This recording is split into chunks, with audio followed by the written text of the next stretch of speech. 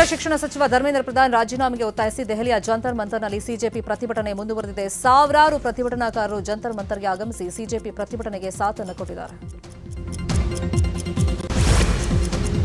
ರಾಷ್ಟ್ರ ರಾಜಧಾನಿ ದೆಹಲಿಯಲ್ಲಿ ಮತ್ತೆ ವಿದ್ಯಾರ್ಥಿಗಳ ಪ್ರತಿಭಟನೆ ಮುಂದುವರೆದಿದೆ. ಕರ್ನಾಟಕ ಪ್ರದೇಶದಲ್ಲಿ ಪೊಲೀಸರ ಮೇಲೆ ವಿದ್ಯಾರ್ಥಿಗಳು ಕಲ್ಲು ತೂರಿದ್ದಾರೆ. ಕಲ್ಲು ತೂರಾಟದಲ್ಲಿ ಎಸಿಪಿ ವಿವೇಕ್ ಭಗತ್ಗೆ ಗಾಯಗಳಾಗಿವೆ. ದೆಹಲಿಯ ಜಂತರ್ ಮಂತರ್ನಲ್ಲಿ ಇಂಟರ್ನೆಟ್ ಸ್ಥಗಿತ ಮಾಡಿ ಅರೆಸೇನಾ ಪಡೆ ಭದ್ರತೆ ಹೆಚ್ಚಿಸಿ ದಾಳಿಗೆ ಸಂಚು ರೂಪಿಸಲಾಗಿದೆ ಅಂತ ಕೆಸಿ ವೇಣುಗೋಪಾಲ್ ಹಾಗೂ ಅರವಿಂದ್ ಕೇಜ್ರಿವಾಲ್ ಗಂಭೀರ ಆರೋಪ ಮಾಡಿದ್ದಾರೆ. ನೀಟ್ ಅಕ್ರಮ ಹಾಗೂ ಪ್ರತಿಭಟನೆಗಳ ಬಗ್ಗೆ ದೆಹಲಿಯಲ್ಲಿ ಕೇಂದ್ರ ಸಚಿವ ಜೆಪಿ ನಡ್ಡಾ ಮಾತಾಡಿದ್ದಾರೆ. ಎಲ್ಲಾ ರೀತಿಯ ಚರ್ಚೆಗೂ ಸರ್ಕಾರ ಸಿದ್ಧ ಇದೆ. ಮೋದಿ ಸರ್ಕಾರ ಜವಾಬ್ದಾರಿಯುತ ಸರ್ಕಾರ, ಎಲ್ಲ ಸಮಸ್ಯೆಗೂ ಸ್ಪಂದಿಸುತ್ತೆ. ಸಂಸತ್ನಲ್ಲಿ ಚರ್ಚೆ ಆಗಲಿ ಅಂತ ಹೇಳಿದರು. ದಿಲ್ಲಿಯಲ್ಲಿ ವಿದ್ಯಾರ್ಥಿಗಳ ಮೇಲಿನ ಲಾಠಿ ಚಾರ್ಜ್ ಅನ್ನು ಖಂಡಿಸಿ ಬಾಲಿವುಡ್ ನಟ ಸಲ್ಮಾನ್ ಖಾನ್ ಆಕ್ರೋಶವನ್ನು ವ್ಯಕ್ತಪಡಿಸಿದ್ದಾರೆ. ರಾಜಕೀಯ ಮಾಡದಂತೆ ಎಲ್ಲರಿಗೂ ಮನವಿಯನ್ನು ಮಾಡಿದ್ದಾರೆ. ಸಂಸತ್ ಮುಂಗಾರು ಅಧಿವೇಶನ 4ನೇ ದಿನಕ್ಕೆ ಕಾಲಿಟ್ಟಿದೆ. ನೀಟ್ ಅಕ್ರಮ ಹಾಗೂ ವಿದ್ಯಾರ್ಥಿಗಳ ಮೇಲಿನ ಲಾಠಿ ಚಾರ್ಜ್ ಖಂಡಿಸಿ ವಿಪಕ್ಷಗಳು ಧರಣಿ ನಡೆಸ್ತಾ ಇವೆ. ನಿನ್ನೆ ಸಂಸತ್ನ ಒಳಗೆ ಮತ್ತು ಹೊರಗೆ ಕಪ್ಪು ಬಟ್ಟೆ ಧರಿಸಿ ಧರಣಿ ಪ್ರತಿಭಟನೆ ಮಾಡಿದ್ದಾರೆ. ಬಿಜೆಪಿ ಶಾಸಕ ಬಿಪಿ ಹರೀಶ್ ಮೇಲೆ ಮೊಟ್ಟೆ ಎಸೆತ ಖಂಡಿಸಿ ರಾಜ್ಯ ಸರ್ಕಾರದ ವಿರುದ್ಧ ಬಿಜೆಪಿ ಇವತ್ತು ಪ್ರತಿಭಟನೆಯನ್ನ ಮಾಡ್ತಾ ಇದೆ. ಬಿಜೆಪಿ ನಾಯಕರ ಮೇಲೆ ಮೊಟ್ಟೆ ಹೊಡೆದ ಪ್ರಕರಣಕ್ಕೆ ಸಂಬಂಧಪಟ್ಟಂತೆ ಆರೋಪಿಗಳನ್ನು ಪೊಲೀಸರು ಬಂಧಿಸಿದ್ದಾರೆ. ಮೊಟ್ಟೆ ಹೊಡೆದಿದ್ದ ಆರೋಪಿ ಪುಣ್ಯೇಶ್ ಸೇರಿ 9 ಮಂದಿಯನ್ನ ಶಿವಾಜಿನಗರ ಪೊಲೀಸರು ಬಂಧಿಸಿದ್ದು ವಿಚಾರಣೆ ಮಾಡುತ್ತಿದ್ದಾರೆ. ಕೆಪಿಸಿಸಿ ಕಚೇರಿ ಮುಂಭಾಗ ಮೊಟ್ಟೆ ಎಸೆತ ಪ್ರಕರಣಕ್ಕೆ ಸಂಬಂಧಪಟ್ಟಂಗೆ ಬಿಜೆಪಿ ವಿರುದ್ಧವೇ ಕಾಂಗ್ರೆಸ್ ದೂರನ್ನು ಕೊಟ್ಟಿದೆ. ಮೊಟ್ಟೆಯನ್ನು ಅವರೇ ತಂದಿಟ್ಟು ಹೊಡೆದಿರುವಂತಹ ಮಾಹಿತಿ ಇದೆ ಅಂತ ಕಾಂಗ್ರೆಸ್ ಹೇಳ್ತಾ ಇದೆ.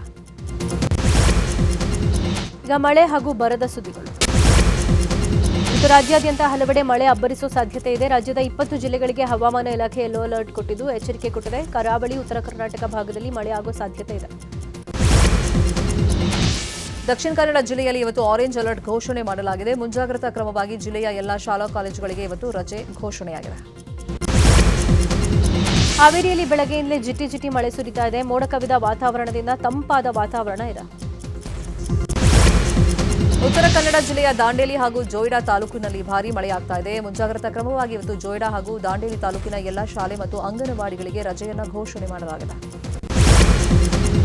ಮುಂಗಾರು ಮಳೆ ಕೊರತೆ ಹಿನ್ನೆಲೆ ಕೆಆರ್ಎಸ್ ಮತ್ತು ಕಬಿನಿ ಡ್ಯಾಂ ಖಾಲಿಯಾಗಿದೆ. ಕಾವೇರಿ ನದಿಯಲ್ಲಿ ನೀರಿನ ಕೊರತೆಯಿಂದ ಮಂಡ್ಯದ ಮಳವಳ್ಳಿಯ ಶಿಂಷಾದಲ್ಲಿ ವಿದ್ಯುತ್ ಉತ್ಪಾದನೆ ಸ್ಥಗಿತ ಆಗಿದೆ. ಕೋಲಾರದಲ್ಲಿ ಟೊಮ್ಯಾಟೊ ಬೆಲೆ ಕುಸಿದಿದ್ದು ರೈತರು ಸಂಕಷ್ಟಕ್ಕೆ ಸಿಲುಕಿದ್ದಾರೆ. ಬೆಳೆಗೆ ಸೂಕ್ತ ಬೆಲೆ ಸಿಗದೆ ಟೊಮ್ಯಾಟೊ ಬೆಳೆಯನ್ನ ಕೈಯಾರೆ ರೈತರು ಎಸೆದಿದ್ದಾರೆ. ನೊಂದ ನಾರಾಯಣಸ್ವಾಮಿ ಬೆಳೆ ನಾಶ ಮಾಡಿದ್ದಾರೆ. ಕೊಪ್ಪಳ ಜಿಲ್ಲೆಯಲ್ಲಿ ಮುಂಗಾರು ಮಳೆ ಕೈಕೊಟ್ಟ ಹಿನ್ನೆಲೆ ರೈತರು ಕಂಗಾಲಾಗಿದ್ದು ದೇವರ ಮೊರೆ ಹೋಗಿದ್ದಾರೆ. ಕಾರಟಗಿ ತಾಲೂಕಿನ ಸೋಮನಾಳದಲ್ಲಿ ಮಳೆಗಾಗಿ ರೈತರು ಭಜನೆ ಮಾಡಿದ್ದಾರೆ. ಚಿಕ್ಕಬಳ್ಳಾಪುರದಲ್ಲಿ ಬರಗಾಲ ಘೋಷಣೆಗೂ ಮುನ್ನವೇ ಕುಡಿಯೋ ನೀರಿಗೆ ಹಾಹಾಕಾರ ಶುರುವಾಗಿದೆ. ಶಿಡ್ಲಘಟ್ಟ ತಾಲೂಕಿನ ಮಾರಪ್ಪನಹಳ್ಳಿ ಗ್ರಾಮದ ಮಹಿಳೆಯರು ಪ್ರತಿಭಟನೆಯನ್ನ ಮಾಡ್ತಾ ಇದ್ದಾರೆ. ಬೋರ್ವೆಲ್ ಕೆಟ್ಟು 6 ತಿಂಗಳಾದರೂ ಅಧಿಕಾರಿಗಳು ರಿಪೇರಿಯನ್ನ ಮಾಡಿಲ್ಲ. ತಮಿಳುನಾಡಿಗೆ ಕಾವೇರಿ ನೀರು ಬಿಡೋ ವಿಚಾರವಾಗಿ ಕಾವೇರಿ ನೀರು ನಿರ್ವಹಣಾ ಮಂಡಳಿ ಮಹತ್ವದ ಸೂಚನೆ ಕೊಟ್ಟಿದೆ. ಕುಡಿಯೋ ನೀರಿಗೆ ಪ್ರಥಮ ಆದ್ಯತೆ ನೀಡುವಂತೆ ಸೂಚನೆ ಕೊಟ್ಟಿದೆ. ಉತ್ತರ ಭಾರತದ ಹಲವು ರಾಜ್ಯಗಳಲ್ಲಿ ಮಳೆ ಅಬ್ಬರ ಜೋರಾಗಿದೆ. ಗುಜರಾತ್ನ ವಲ್ಸಾದ್ನಲ್ಲಿ ಭಾರೀ ಮಳೆಯಿಂದಾಗಿ ಔರಂಗ ನದಿ ಉಕ್ಕಿ ಹರಿತಾ ಇದೆ. ಪರಿಣಾಮ ನಗರದ ಹಲವು ಭಾಗಗಳಲ್ಲಿ ತೀವ್ರ ಪ್ರವಾಹ ಉಂಟಾಗಿದ್ದು ರಸ್ತೆಗಳು ಜಲಾವೃತವಾಗಿವೆ. ನಿರಂತರ ಮಳೆಗೆ ಅಸ್ಸಾಂ ತತ್ತರಿಸಿ ಹೋಗಿದೆ. ಶಿವಸಾಗರ ಜಿಲ್ಲೆಯಲ್ಲಿ ಪ್ರವಾಹ ಪರಿಸ್ಥಿತಿ ತೀವ್ರಗೊಂಡಿದ್ದು ಕ್ಷಣ ಕ್ಷಣಕ್ಕೂ ನೀರಿನ ಮಟ್ಟ ಏರ್ತಾ ಇದೆ. ಮೈಸೂರು ಜಿಲ್ಲೆ ಟಿ ನರಸೀಪುರ ತಾಲೂಕಿನ ಸಿದ್ದನಹುಂಡಿ ಬಳಿ ಭಾರೀ ಅನಾಹುತ ಆಗಿದೆ. ಚಲಿಸ್ತಾ ಇದ್ದ ಆಟೋ ಮೇಲೆ ಬೃಹತ್ ಮರದ ಕೊಂಬೆ ಬಿದ್ದಿದ್ದು ಆಟೋ ಚಾಲಕನಿಗೆ ಗಂಭೀರ ಗಾಯಗಳಾಗಿವೆ. ಕೊಪ್ಪಳದಲ್ಲಿ ಬಲ್ದೋಟ ಕಾರ್ಖಾನೆ ಹಾಗೂ ರೈತರ ನಡುವಿನ ಸಮರ ಮುಂದುವರೆದಿದೆ. ಮಂಗಳವಾರ ಕೆರೆಗಾಗಿ ಬಲ್ದೋಟ ಕಾರ್ಖಾನೆಯ ಕಾಂಪೌಂಡ್ ರೈತರು ಒಡೆದುಹಾಕಿದ್ರು. ಈಗ ಪೊಲೀಸ್ ಸರ್ಪಗಾವಲಿನಲ್ಲಿ ಕಾಂಪೌಂಡ್ ಸರಿಪಡಿಸಲಾಗಿದೆ. ಬೆಂಗಳೂರು ಮೈಸೂರು ದಶಪಥ ರಸ್ತೆಯ ಟೋಲ್ ದರ ಏರಿಕೆಯಾಗಿದೆ. ಕನಿಷ್ಠ ₹5ನಿಂದ ₹35ವರೆಗೆ ಏರಿಕೆ ಮಾಡಿ ಆದೇಶ ಹೊರಡಿಸಲಾಗಿದೆ. ಪಾದಚಾರಿ ಮಾರ್ಗದಲ್ಲಿ ಬೈಕ್ ಚಲಾಯಿಸಿದರೆ ₹5,000 ದಂಡ ವಿಧಿಸುವಂತೆ ಸಾರಿಗೆ ಇಲಾಖೆಗೆ ಒತ್ತಾಯಿಸಿ ಸಚಿವ ಕೃಷ್ಣ ಬೈರೇಗೌಡ ಪತ್ರವನ್ನು ಬರೆದಿದ್ದಾರೆ. ಪ್ರಸ್ತುತ ದಂಡದ ಮೊತ್ತ ₹500 ಇದೆ. ಬಾಗಲಕೋಟೆಗೆ ಉಪಲೋಕಾಯುಕ್ತ ಬಿ ವೀರಪ್ಪ ಆಗಮಿಸಿದ್ದು ನವನಗರ ಬಸ್ ನಿಲ್ದಾಣಕ್ಕೆ ಅನಿರೀಕ್ಷಿತ ಭೇಟಿ ಕೊಟ್ಟಿದ್ದರು. ಬೇಕರಿ, ಹೋಟೆಲ್ ಸೇರಿದಂತೆ ಅಂಗಡಿಗಳಲ್ಲಿ ಸ್ವಚ್ಛತೆ ಪರಿಶೀಲಿಸಿದ್ದಾರೆ. ಬಿಡದಿ ಟೌನ್ಶಿಪ್ ವಿರೋಧಿ ರೈತರ ಹೋರಾಟಕ್ಕೆ ನಿವೃತ್ತ ನ್ಯಾಯಮೂರ್ತಿ ಗೋಪಾಲ್ ಗೌಡ ಸಾಥನ್ನು ಕೊಟ್ಟಿದ್ದಾರೆ. ಬೈರಮಂಗಲ ಸರ್ಕಲ್ನಲ್ಲಿ ಕೆಲ ಹೊತ್ತಲ್ಲಿ ಪ್ರತಿಭಟನಾ ಸಭೆ ನಡೆಯಲಿದೆ. ಜಿಬಿಎ ವ್ಯಾಪ್ತಿಯ ನಗರ ಪಾಲಿಕೆಗಳಲ್ಲಿ ಇಂಜಿನಿಯರ್ಗಳ ಕೊರತೆ ಹಿನ್ನೆಲೆ ಜಿಬಿಎ ಮುಖ್ಯ ಆಯುಕ್ತರಿಗೆ ಚೀಫ್ ಇಂಜಿನಿಯರ್ಗಳು ಪತ್ರ ಬರೆದು ಅಳಲು ತೋಡ್ಕೊಂಡಿದ್ದಾರೆ. ಖಾಲಿ ಇರೋ ಇಂಜಿನಿಯರ್ ಹುದ್ದೆಗಳಿಗೆ ನೇಮಕಾತಿ ಮಾಡುವಂತೆ ಮನವಿ ಮಾಡಿದ್ದಾರೆ. ಮೈಸೂರಲ್ಲಿ ಕಂಬಳ ವಿರೋಧಿಸಿ ಪ್ರತಿಭಟನೆಗಳು ಮುಂದುವರೆದಿವೆ. ದಸರಾದಲ್ಲಿ ಕಂಬಳ ಬೇಡ ಅಂತ ಇವತ್ತು ಕನ್ನಡ ಸೇನಾಪಡೆ ವತಿಯಿಂದ ಪ್ರತಿಭಟನೆ ನಡೆಯಲಿದೆ. ಬೆಳಗಾವಿ ಹುಡುಗ ಗೋವಾ ಹುಡುಗಿ ಲವ್ ಮಾಡಿ ಮದುವೆ ಆಗಿದ್ದಾರೆ. ಹುಡುಗಿ ಪೋಷಕರಿಂದ ಜೀವ ಬೆದರಿಕೆ ಇದೆ, ನಮಗೆ ರಕ್ಷಣೆ ಕೊಡಿ ಅಂತ ಬೆಳಗಾವಿ ಎಸ್ಪಿ ಕಚೇರಿಗೆ ಜೋಡಿ ಆಗಮಿಸಿ ಮನವಿ ಮಾಡಿಕೊಂಡಿದ್ದಾರೆ. ನ್ಯಾಯಬೆಲೆ ಅಂಗಡಿಗಳ ಸಮಯ ಬದಲಾವಣೆ ಮಾಡಿ ಆಹಾರ ಇಲಾಖೆ ಆದೇಶವನ್ನು ಹೊರಡಿಸಿದೆ. ಬೆಳಗ್ಗೆ 6 ಗಂಟೆಯಿಂದ ರಾತ್ರಿ 10 ಗಂಟೆ ತನಕ ಪಡಿತರ ಹಂಚಿಕೆ ಮಾಡುವಂತೆ ಆದೇಶವನ್ನು ನೀಡಲಾಗಿದೆ. ಚಿಕ್ಕಮಗಳೂರಿನ ಮೂಡಿಗೆರೆ ತಾಲೂಕಿನ ಚಾರ್ಮಡಿ ಘಾಟ್ನಲ್ಲಿ ಚಿರತೆ ಕಾಣಿಸಿಕೊಂಡಿದೆ. ಕಡೂರು ಮಂಗಳೂರು ರಾಷ್ಟ್ರೀಯ ಹೆದ್ದಾರಿಯಲ್ಲಿ ಚಿರತೆ ರಸ್ತೆ ದಾಟೋ ದೃಶ್ಯ ಸೆರೆಯಾಗಿದೆ. ಮೈಸೂರು ಜಿಲ್ಲೆ ಸರಗೂರು ತಾಲೂಕು ದಡದಹಳ್ಳಿ ಗ್ರಾಮದ ಜೋಳದ ಹೊಲದಲ್ಲಿ ಅಡ್ಡಾದಿಡ್ಡಿ ಮರಿಯಾನೆಯೊಂದು ಓಡಾಡಿದೆ. 4 ದಿನಗಳಿಂದ ಇದೇ ಜಮೀನಿನಲ್ಲಿದ್ದ ಮರಿಯಾನೆಯನ್ನ ಕಾಡಿಗೆ ಬಿಡಲಾಗಿದೆ. ಪ್ರಗತಿಶೀಲ ಕರ್ನಾಟಕಕ್ಕೆ ಕಲೆ, ಸಾಹಿತ್ಯ, ಸಾಂಸ್ಕೃತಿಕ ಪರಂಪರೆಯ ತನ್ನದೇ ಆದ ಇತಿಹಾಸವಿದೆ. ಈ ಸಿರಿ ಸೊಬಗನ್ನ ಸಂಭ್ರಮಿಸಲು ನ್ಯೂಸ್ 18 ಕರುನಾಡ ಹಬ್ಬವನ್ನು ಆಚರಣೆ ಮಾಡ್ತಾ ಇದೆ.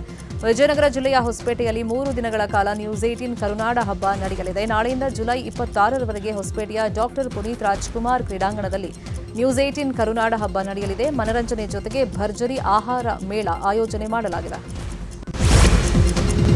ರಾಜ್ಯ ಕಾಂಗ್ರೆಸ್ ಘಟಕಕ್ಕೆ ಮೇಜರ್ ಸರ್ಜರಿ ಮಾಡೋಕೆ ರಾಷ್ಟ್ರೀಯ ಕಾಂಗ್ರೆಸ್ ಮುಂದಾಗಿದೆ. ನೂತನ ಅಧ್ಯಕ್ಷರನ್ನ ಆಯ್ಕೆ ಮಾಡೋಕೆ ನೇಮಕ ಆಗಿರೋ ಎಐಸಿಸಿ ವೀಕ್ಷಕರ ಸಭೆ ನಾಳೆ ಕೆಪಿಸಿಸಿ ಕಚೇರಿಯಲ್ಲಿ ನಡೀತಾ ಇದೆ. ಸ್ವಪಕ್ಷದವರ ವಿರುದ್ಧ ಮಾಜಿ ಸಚಿವ ಇಕ್ಬಾಲ್ ಅನ್ಸಾರಿ ಮತ್ತೆ ಗುಡುಗಿದ್ದಾರೆ. ನನ್ನನ್ನ 2 ಬಾರಿ ಕೊಪ್ಪಳ, ಕನಕಗಿರಿ, ಯಲಬುರ್ಗಾ ನಾಯಕರು ಸೋಲಿಸಿದ್ರು. ನಾನು ಮನಸ್ಸು ಮಾಡಿದ್ರೆ ಇವರನ್ನ ಸೋಲಿಸೋಕೆ 2 ಸೆಕೆಂಡ್ ಸಾಕು ಅಂತ ಗುಡುಗಿದ್ರು.